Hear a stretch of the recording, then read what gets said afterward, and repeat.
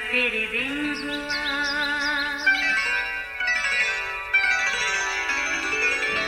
نیا پھر دن ہوا، پرانی رات کا کرے سو شکر ہم خدا کی ذات کا، خدا کی ذات کا نیا پھر دن ہوا۔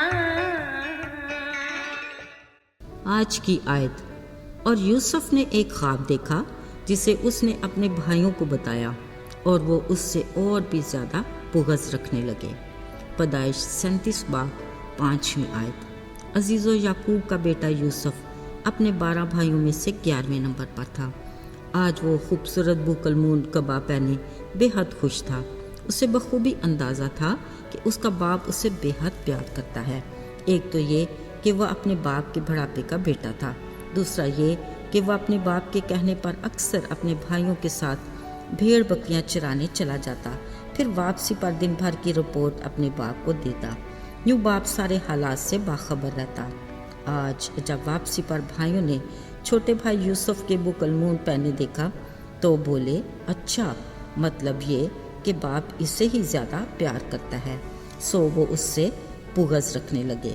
وہ اس سے ٹھیک طور پر بات بھی نہیں کرتے تھے، مگر شاید یوسف کو اپنے بھائیوں کی ان کے بارے میں سوچ کا کچھ اندازہ ہی نہیں تھا۔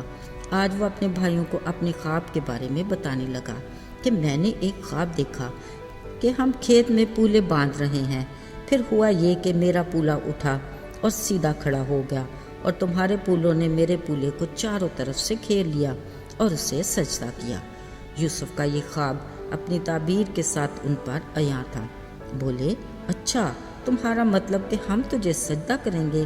اس خواب کا سننا تھا کہ وہ اور بھی یوسف سے بغض رکھنے لگے اور کہنے لگے کہ تیرے خواب کا مطلب یہ ہے کہ تو ہم پر سلطنت کرے گا، کیا سچ مچ تیرا ہم پر تسلط ہوگا؟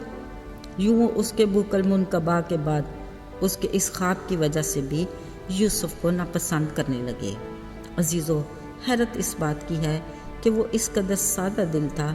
اول یا تو وہ اپنے بھائیوں کے رویے کو سمجھ نہیں پایا یا سمجھ کر نظر انداز کرتا رہا۔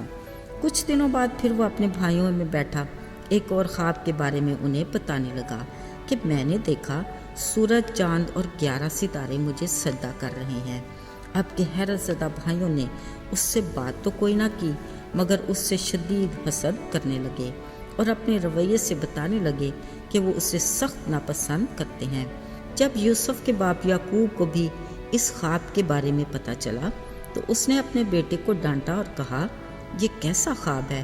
کیا میں، تیری ماں اور تیرے بھائی سچ مچ تیرے آگے زمین پر جھک کر تجھے سجدہ کریں گے؟ عزیزو، اگرچہ یہ باتیں غیر معمولی اور حیران کن تھیں، مگر یعقوب نے ان سب باتوں کو اچھے سے یاد رکھا۔ خیر، ان باتوں کے بعد کافی دن گزر گئے۔ یوسف کے بھائی اپنے باپ کی بھیڑ بکریاں چرانے سکم کو گئے۔ جب کافی دن گزر گئے تو یعقوب کو فکر ہوئی۔ اس نے یوسف کو پاس بلایا اور کہا کہ جا اور اپنے بھائیوں اور بھیڑ بکریوں کا حال دریافت کر۔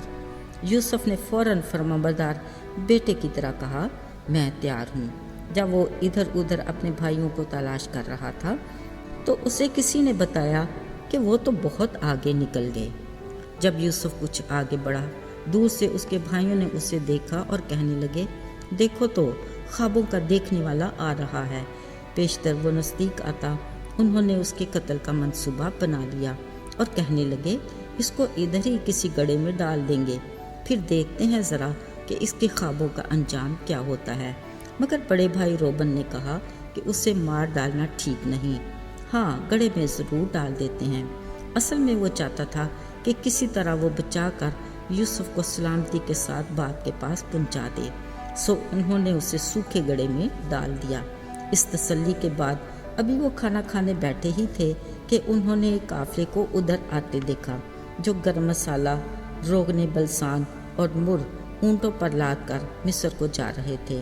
سو انہوں نے آپس میں صلاح کاری کر کے اپنا منصوبہ بدل لیا اور اپنے بغض اور حسد کے ہاتھوں مجبور ہو کر اسے 20 روپے میں سوداگروں کے ہاتھ بیچ کر مصر بھیج دیا۔ وہ اس بات پر خوش تھے کہ خوابوں کا دیکھنے والا ہمیشہ کے لیے ان کے راستے سے ہٹ گیا۔ اب ان کے منصوبے کا آخری مرحلہ ابھی باقی تھا، سو انہوں نے یوسف کی بک المنقبہ کو ایک بکرا ذبح کر کے اس کے خون سے تر کیا۔ جب وہ واپس آئے، خون سے تر کبا اپنے باپ یعقوب کو دکھا کر بولے، ہمیں راستے میں یہ چیز ملی ہے، اب تو ہی پہچان سکتا ہے، کہیں یہ تیرے بیٹے یوسف کی کبا تو نہیں؟ یعقوب نے اسے فوراً پہچان لیا اور اس بات کا یقین کر لیا کہ کوئی درندہ اسے کھا گیا، سو وہ اپنے پیارے بیٹے یوسف کا ماتم کرتا رہا۔ اسے کسی بھی پل تسلی نہ ہوتی تھی، بس وہ یہی کہتا رہا کہ میں یوں ہی ماتم کرتے ہوئے قبر میں اپنے بیٹے سے جا ملوں گا۔ عزیزو، یہ ہے انسانی سوچ کے مطابق بغض اور حسد کے انجام، اس کے ناکام منصوبے اور ناقص پلان، جس میں وہ اپنی طرف سے کامیاب مگر حقیقت میں بری طرح ناکام ہے۔ مگر مبارک ہے وہ خدا جو برائی میں سے بھلائی پیدا کرتا ہے۔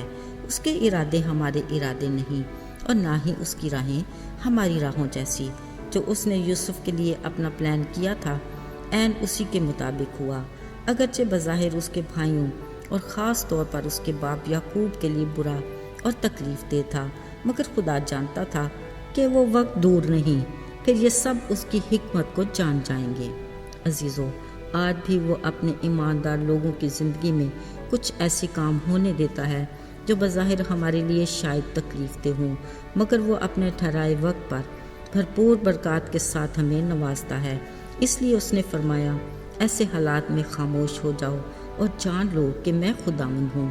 اس کا خوبصورت وعدہ سدا بہار ہے کہ میں نہ تمہیں چھوڑوں گا نہ کبھی دستبردار ہوں گا۔ مبارک ہے وہ جو ہر روز ہمارا بوجھ اٹھاتا ہے۔ آئیے دعا کریں۔